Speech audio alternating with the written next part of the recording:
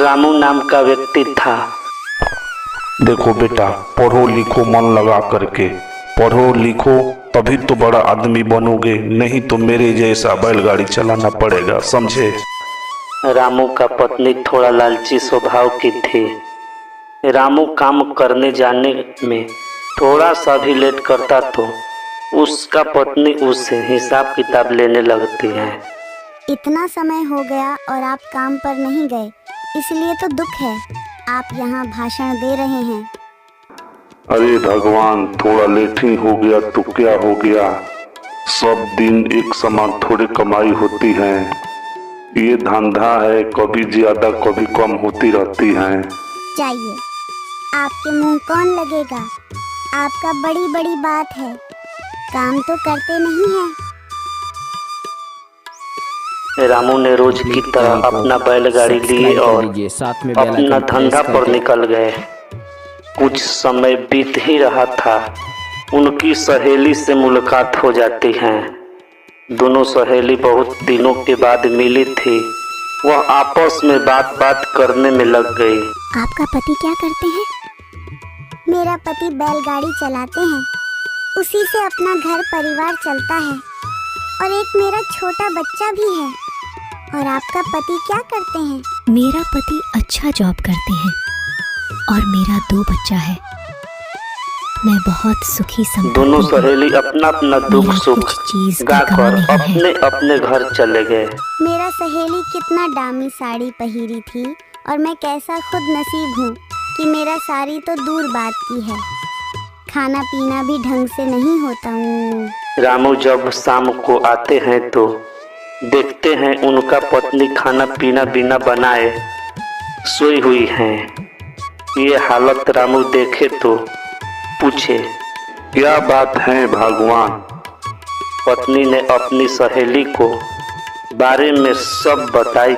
मेरी सहेली आई थी, कितना दामी साड़ी पहनी थी और मेरा नसीब में कहाँ लिखा है दामी साड़ी पहनने कि मैं कितना नसीब के छोटी हूँ। मेरा कोई सबक पूरा नहीं हो रहा है इस घर में। अपने पत्नी के सारे बात सुनने के बाद रामू बोलता है, भगवान, हमके पास जो है, जितना है उतना में ही खुश रहना चाहिए। सुने हैं हम भाग से ज्यादा और समय से पहले कुछ नहीं मिलता। अगर हम लोग को भी धनी बनने का लिखा होगा तो जरूर तुम भी दामी दामी साड़ियाँ और गहना गुड़िया जरूर पहनोगी। और वैसा भी क्या चीज का मेरे पास कमी है, हर दिन अच्छा कमाई करके देता हूँ, फिर भी तुम खुश नहीं हो। रामू को इतना समझाने के बाद में भी उनका पत्नी एक भी नहीं सुनी। उस दिन की रात बिना खाए पिए पति पत्नी और एक छोटा बच्चा सो गए। रोज सुबह रामू अपनी बैलगाड़ी लेकर कमाने निकल गए। बहुत दूर जाते जाते रास्ता में एक खूंखार चुड़ैल घेर लेती है।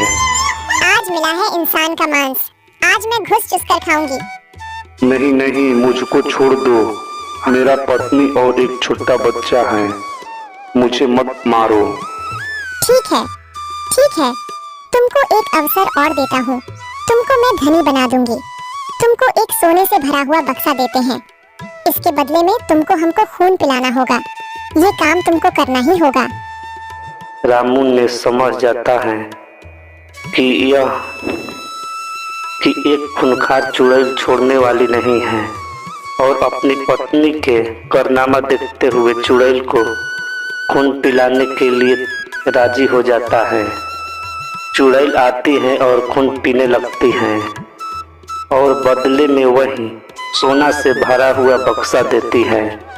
रामू ने गाड़ी लेकर सीधे अपना घर पहुंच गया। रामू के पत्नी घर पर ठेला गाड़ी घर पर देखी तो गुस्सा में हो गई।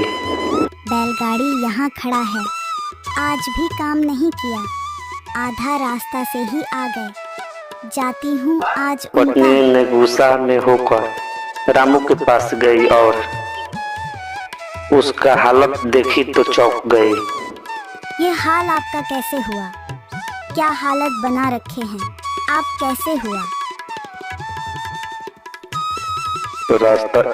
रास्ता में एक चुड़ैल मिली थी। वो मेरे को सोना से भरा बक्सा दिया है और बदले में मेरा खून चूस चूस कर ये हाल किया है। क्योंकि तुमको तो सोना ही न चाहिए, तुमको तो सोना से प्यार है। पत्नी ने रोते हुए बोली, नहीं चाहिए ऐसा सोना, सोना से बढ़कर आप हैं। अगर आप नहीं रहोगे तो मैं सोना क्या करूंगी? पत्नी को अपने किए हुए गलती